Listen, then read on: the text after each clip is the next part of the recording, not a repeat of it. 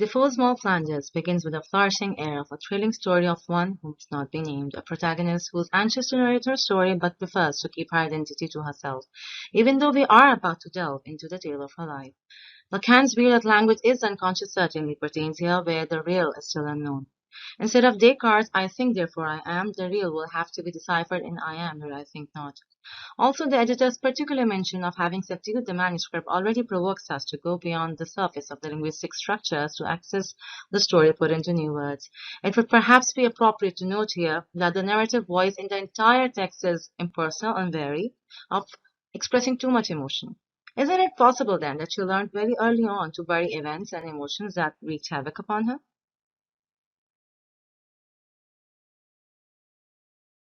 According to psychoanalysis, the bond between a mother and child is dyadic, whereby the first beginnings of sexual satisfaction or gratification is linked with the taking of nourishment. Also, from the very initial stages of infancy at about 6 months of age, the infant begins to realize its differentiated integration. It is the mirror stage, as asserted by Lacan, in which an infant has the beginning of identification as well as alienation with itself being the continuity that was presupposed between self and other.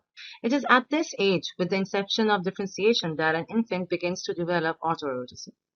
A kind of jouissance, the post-structuralist felt with the thrill of knowing and not knowing simultaneously. It is also where Lacan links psychoanalysis with language and its ineffability.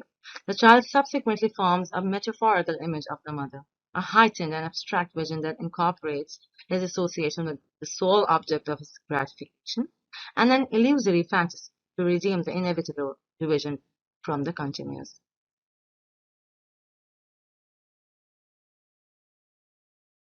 Moll's traumatic entry into the world is when she is not only deprived of a dependable form of nourishment, but suffers complete alienation from her significant other. In the Newgate prison, she was the center of the world to her mother, and so was she to her. This sudden and shattering division does not allow her to work through the mirror stage and to develop the art of our substitution that Mousley refers in the book. Therefore, her sense of separation is augmented, and she stumbles into external reality without even a mirror image to identify herself with.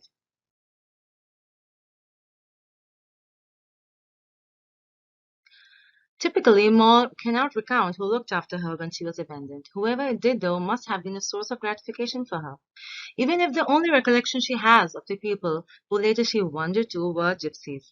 Besides, her account of how she allegedly left the gypsies is questionably ambiguous. Initially admitting that she was deserted, she resorts to Kristiva's idea of negation.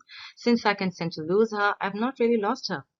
Moll was indeed abandoned by them, and wasn't able to account of whither they went.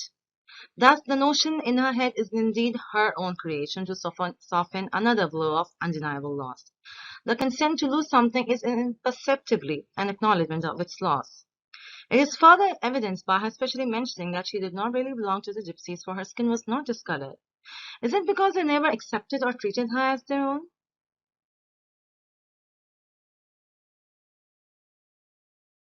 By this time, Moll is undergoing a symbolic stage and has begun to realize the concept of plenitude and lack. She is aware of the love she is entitled to but unable to receive, either by the gypsies or anyone else. It is exemplified by the appreciation she felt for the nurse who took a great deal of care for her. This woman was her first ideal of stable and comforting maternal innocence, her metaphorical mother, if you will, and when she is brought to experience the Oedipal stage, yet again in the shape of the magistrate who deems it necessary for Moll to go to work, she is unable to come to terms with it. In her unconscious, she is being dragged away from her metaphorical mother by her father figure. Language, as we perceive it, has the agency to describe what is not present and also that what is. It allows us to substitute a single linguistic sign for loss, for example, and the substituting sign for loss in this case of Moll was gentlewoman.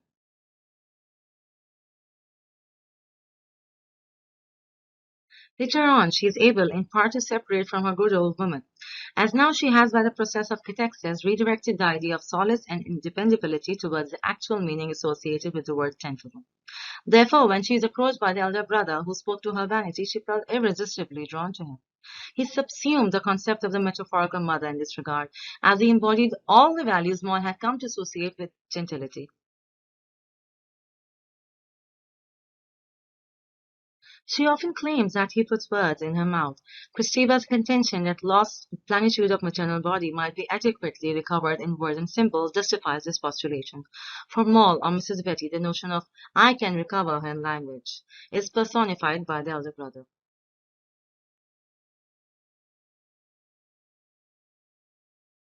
And so absolute and destructive was her response to yet another abandonment she receives eventually at his hands when he suggests that she should marry his brother.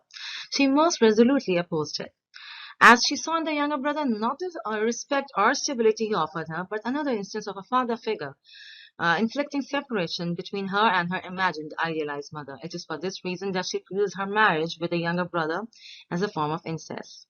She never really could bring herself to love him as per her own perspective. She was betraying as well as being betrayed by her dyadic other or mother.